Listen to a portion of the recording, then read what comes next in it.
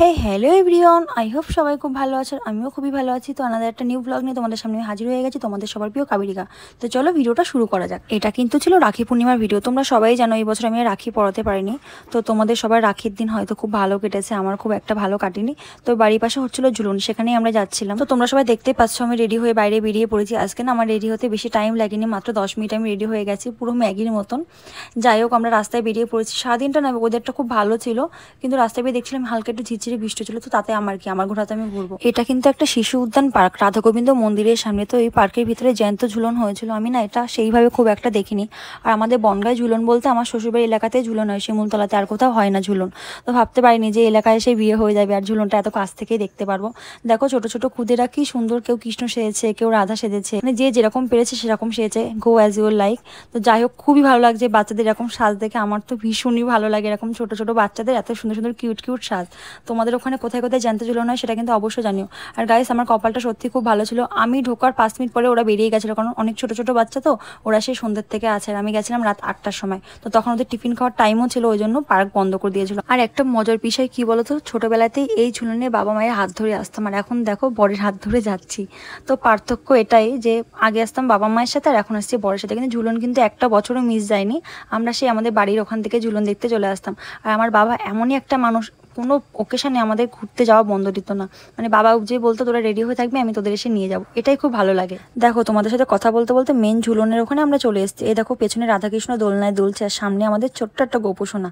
আর সাইডে দেখো কি সুন্দর গণপতি বাবা। গোপুটা দেখো কি দারুণ দেখতে, আমার তো মনে হচ্ছিল ওকে ধরে আমি বাড়ি নিয়ে চলে আসি। আর এদিকে কিন্তু রাসের মতন দেখছি থিম করেছে। আমার তো ছোট থেকে ঝুলন দেখতে বেশ ভালো লাগে। তোমাদের কার কার ঝুলন দেখতে ভালো লাগে সেটা কিন্তু অবশ্যই জানিও। আর কে কে ঝুলনে গেছিলে সেটা কিন্তু জানাতেও ভুলো না।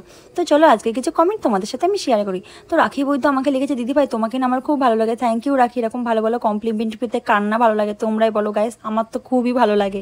আর একটা দিদি ভাই আমাকে কমেন্ট করেছে যে বোন তোমাদের বাড়ি কোথায়, আমি তোমার সাথে একদিন দেখা করতে যাব।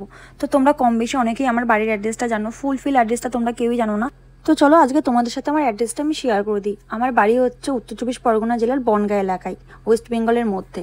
তো তোমরা যারা যারা আসতে চাও অবশ্যই আসতে পারো। আর এই মেলার মধ্যে ঢুকে গাইস আমি মহা মুশকিলে পড়েছি, আমি আগে জানলে কখনো বাড়ি থেকে আসতাম না। দেখো কি প্যাচ পেচে কাদা, একবার ভাবছি ওইদিকে যাবো, একবার ভাবছি যাবো না। তো ভাবলাম যখন এসেই পড়েছি যাবো না কেন। আর পায়ের মধ্যে এক গাদা কাদা, আর কাদার জল ঢুকে গেল, কি প্যাচ প্যাচ করছিল, মানে গায়ের মধ্যে কেমন একটা শিরশির করে উঠলো। আর দেখো এদিকে আমি কিন্তু জিনিসপত্র কিনতে চলে এসেছি, মানে সাজগোজের জিনিস। মেলায় আসবো সাজগোজের জিনিস কিনবো না, সেটা কি কখনো হতে পারে? কি মেয়েরা তোমরাও আমার সাথে একমত তো? আর আমার বর তো ওইদিকে আমার ভিডিও করেই যাচ্ছে, ওকে বলা লাগেনি। আজকে হঠাৎ কেন জানি না নিজে থেকে উপজে ভিডিও করে দিল। তো এই ব্রেসলেটটা আমি দেখছিলাম, কিন্তু আমার হাত এতটাই সরু, একটুও ভালো লাগছিল না। তো জায়গার জিনিস, সেই জন্য আমি এবার জায়গাতে খুব ভদ্র মেয়ের মতন রেখে দিলাম, নাহলে দোকানদার আমাকে এবার ধরে মারবে। তো চলো ওইদিকে যাওয়া যাক, কি আছে দেখে নি। তো এখানে কিন্তু দুটো ইয়াররিং আমার খুব পছন্দ হয়েছিল। দেখো ইয়াররিংটা তোমাদের কেমন লাগছে সেটা জানি। আমার বরকে বললাম এই ইয়াররিংটাকে আমি নেবো, ও বলছে আমি জানি না। তখন আমি হঠাৎ করে রেগে গেছিলাম, জানি না মানে কার জন্য সাজছি আমি, আমি তো ওর জন্যই সাজি, তো ও বলবে ছাড়া আর কে বলবে। তো ওই ইয়াররিংটা আমি নিয়ে নিয়েছি, কারণ আমার খুব পছন্দ হয়েছিল।